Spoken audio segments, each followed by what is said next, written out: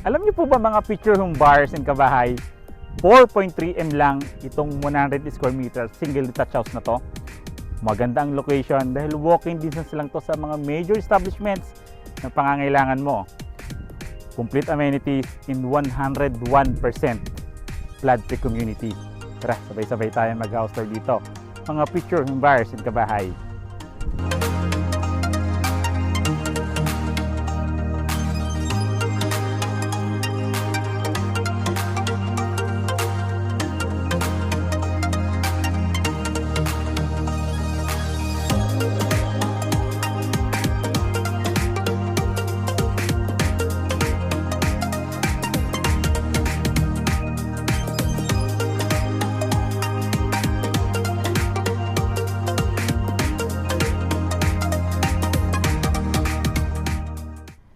Hello again po mga picture buyers and kabahay. Again, this is Randy Salvador po.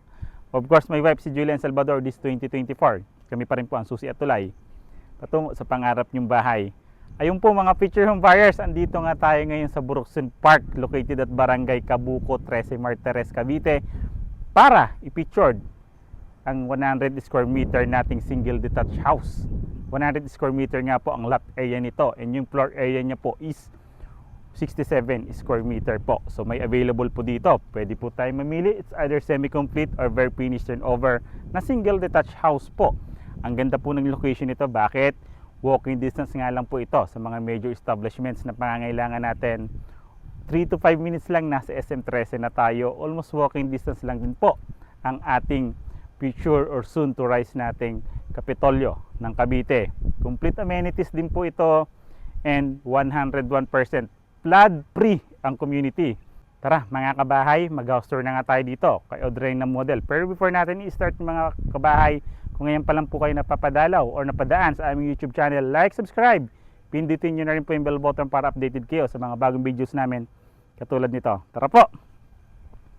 So this is Audrina Model dito sa Buruxton Park, which is single detached house. Very modern. Kung makikita nyo naman yung bahay natin or yung design, yung exterior design natin, kung makikita nyo naman, napaka-modern. Also, napakataas ng ceiling. Sobra, grabe. Ang ganda ng location nito, napaka-safe. Wala tayo, may peace of mind po tayo dito kahit malakas po ang ulan or may bagyo, umulan 3 araw, 4 na araw, flood-free po ang community. So this is our Audrina Model. So kung makikita yung single detached house, may car garage po tayo dito sa gilid. Kung makikita nyo naman yung parking space natin. Siyempre, one single detached house, yung buong bahay natin is nasa gitna siya ng buong perimeter natin. Ikutin natin. So yung frontage natin, kung makikita nyo po yung frontage natin, sobrang laki pa with further expansion or like for example, gagawin natin siyang garden po or landscape garden natin. So dito, kung makikita nyo sa space natin dito, meron pa po tayong space dito na almost 2.5 to 3 meters dito sa side natin na to, na pwede natin siyang gawing car garage nga po. Sa harapan kasi natin, may 3 meters pa tayo. Yan po. Dito naman sa likod, kung makikita nyo, syempre once na single detached house nga, katulad nga is open yung gilid nyo sa harapan, open yung dalawang space sa gilid, and open din po ito. May setback tayo parehas dito sa likod, setback sa gilid, sa dalawang gilid is setback sa likod, ay at harapan po. So dito po, mayroon pa tayong 2 meters na setback. So ito po yung setback natin dito sa likod, na pwede natin extend yung garden, or kahit gawin nila natin siyang ventilation. I-open lang natin siya, di ba? Nandito sa kabilang side naman, kung makikita nyo sa kabilang side na to, is meron pa tayo ritong 1 meter to 1.5 meters dito sa gilid, na pwede nga natin gawin ito katulad nito. Ginawa nating garden. So pwede yan. So balik po tayo sa main entrance door.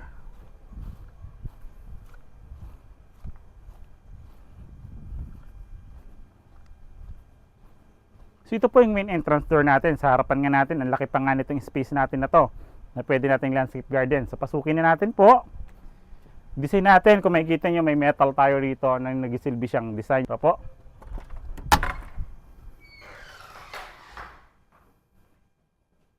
So ito po yung dress up unit po ito. Dress up unit po yung pinasok natin dito kay Audrina Model. Dito po kasi ang turnover natin is basic finish turnover and very finish turnover. May option po kayo kung alin po yung mas gusto nyo. Kung gusto nyo kayong masunod sa buong design nyo for 100 square meter single detached house, pwede po sa inyo ang bare finish turnover. Pag semi-complete finish turnover naman po, wala lang po tayong tiles. Pero may partitions na po tayo.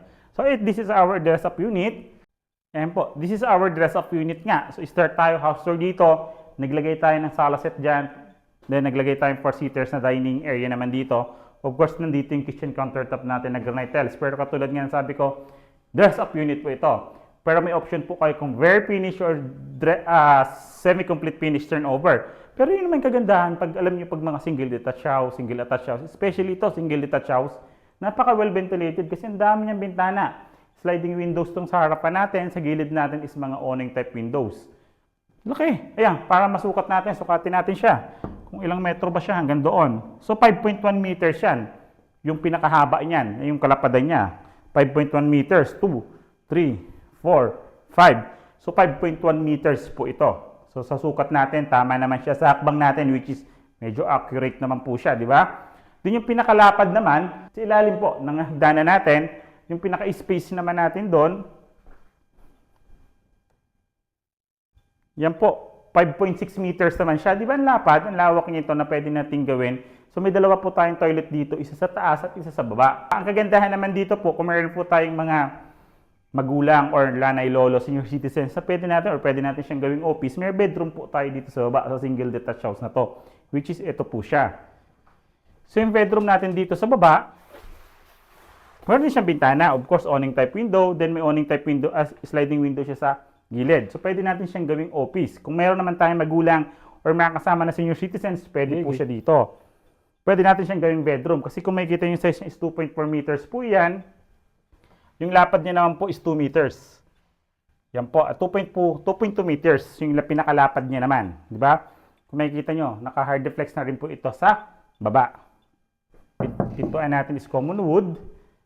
So proceed naman tayo sa one toilet and bath. So first toilet and bath natin dito sa baba. So this is our first toilet and bath.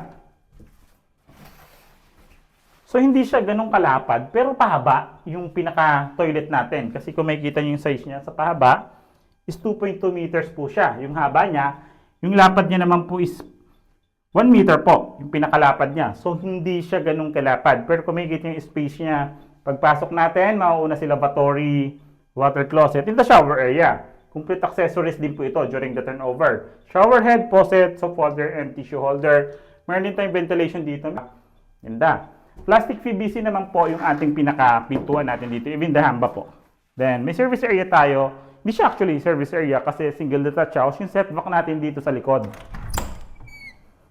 So yung inikot nga natin kanina, ito yung setback natin sa likod na pwede nga nating gawing expansion pa ito, di ba? So may setback pa nga po tayo dito sa likod na pwede nga natin gawin pa itong space kung makikita nyo.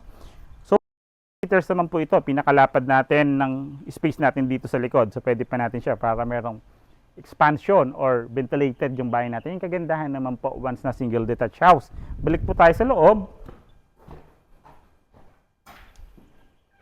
So dito po kung makikita nyo, ito yung kitchen countertop natin. Dito siya located naman yung kitchen countertop natin. May bintana din po siya rito. Ito yung bintana naman natin dito. Kung makikita nyo naman po siya is 0.9 meters po yung size niya ng ating bintana natin dito, ng sliding window natin. Circuit breaker natin, dito naman po siya located, which is maganda. Modern na rin po yung pagkagawa ng circuit breakers natin dito. Then meron pa po mga nakaabang for other appliances na pwede natin gamitan or for air conditioning po. Tapos, so proceed tayo sa second floor. For the second floor, ang ganda nito. Kung makikita nyo itong space na ito sa likod, ito sa ilalim na hagdan. Ito may space, oh. Diba? Meron tayong ganito, shelves for parang may upuan pa tayo or lagayan ng sapatos dito.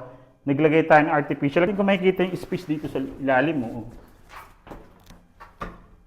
malaki pa po yung space natin dito sa ilalim na pwede nga natin siyang i-maximize for the storage, di ba? So, pwede pa siyang gawing storage natin dito. So, yan. Ang ganda ng space ng ating single detached house. Kung makikita po, napaka-modern or napaka-elegant din po ng ating stairway. Kasi, tubular po yung kulay. Then, ito po yung turnover naman natin dito. Kagandahan po niyan, yung bintana na nakatapat sa ating sagdanan is very elegant po. Tara po, akitin natin. Isa pa sa maganda rito kasi is buhos din po ito. So, simentado din po yung ating hagdanan po. Tara po. Dito po sa ating stairway naman, kung makikita nyo, meron po tayong tatlong awning type window dyan na pwede nang maging source of natural light, source of ventilation, and sa ilalim naman meron pa po tayong dalawang awning type window doon. Then katulad nga sabi ko, maganda yung pagkakaano ng stairway natin dito, napaka-modern. Then pagkakit ko dito, ilang steps, 4 na steps, may naghihintay po ulit tayong bintana dito. Which is awning type window naman for natural light and ventilation. Dito naman sa sa hallway natin papunta sa bedrooms and second toilet and bath. So ayan po. Ito po, yung second floor nga natin, kung makikita second floor, ito naman po siya. May mini hallway pa tayo rito. Ulitin ko po, bare finish and semi-complete finish turnover po. Once bare finish, without partitions, semi-complete finish turnover, may partitions na po. Na may kagandahan. Mamimili po kayo kung saan po kayo mas convenient. Unahin natin si master's bedroom.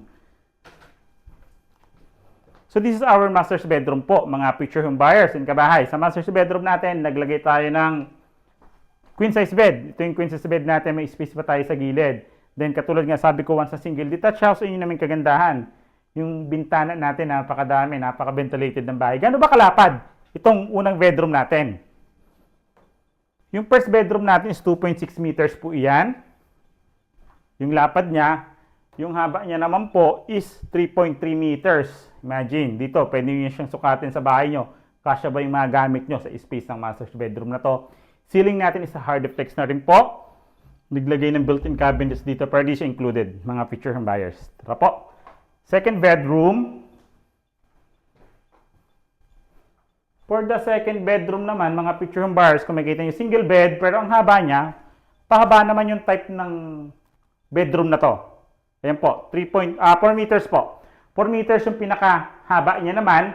Diba? Haba nitong second bedroom natin na to. Then 2.1 meters naman yung pinakalapad po natin dito. Of course, ventilated yung bahay kasi may maraming bintana. Hard flex po yung ceiling. Then proceed tayo sa second toilet and bath. For the second toilet and bath, ito naman po, mas malapad to. Palapad naman po yung pinaka toilet natin dito sa second floor. Diba? Mas malapad siya, kung makikita nyo. So ito na rin po yung turnover natin dito. Complete accessories during the turnover and by ventilation. So katin natin, 2 meters po yung pinakahaba niya. Yung lapad niya naman po is 1.5 meters po yung pinakalapad niya naman. Di ba? Ang ganda. Ang ganda to kasi complete accessories na rin po. And ang kagandahan po niyan, available po ito through bank, Pag-ibig financing, also in-house financing. Kung limitado yung documents natin, pwede tayo mag-avail ng Odrina model through in-house financing. Pag-usapan natin yung price ni Odrina model. Tara po. Nakita na nga natin mga future home buyers si Odrina model dito sa Brookson Park located at Barangay Cabuco, 13 Martres, Cavite. Di ba napakaganda, elegante na yung design natin. And yan, may option pa tayo for very finish or semi-complete finish turnover. So okay, di ba? 100 square meters, single detached house. Available po ito through Pag-ibig financing, bank financing, and in-house financing. Kung limitado po ang inyong dokumento, i-offer po namin sa inyo sa in-house financing, di ba? Napakaganda. Then, lalagay po namin yung computation natin dito sa side, bank financing, Pag-ibig financing, and in-house financing para makita natin kung saan ba kayo mas komportable, mas convenient magbayad or na financing, di ba? Sandito po siya sa side, yung computation natin from total contract price, reservation fee, down payment, monthly amortization, and the required income. Di ba po? Ayun ba? Swak ba sa budget nyo ang ating computation kay Odrina model? Di ba? Nilalagay lang din po namin yung mga contact numbers namin dito. Naka-flash naman po siya sa screen. Viber and WhatsApp, mga social media accounts naman namin nasa description and the comment naman po mga featuring buyers para mas madali nyo po kaming makontak dito sa property na pinipicture namin today. And ngayon pa lang po kayo, kung ngayon pa lang po kayo napapadalaw sa aming YouTube channel, like, subscribe, pindutin nyo na rin po yung bell button para updated po kayo sa mga bagong videos namin. Katulad nito. Again, this is Randy Salvador. Of course, my wife, si Julian Salvador. This 2024, kami pa rin po ang susi at tulay patungo sa pangarap nyong bahay. Salamat po mga kabahay. See you!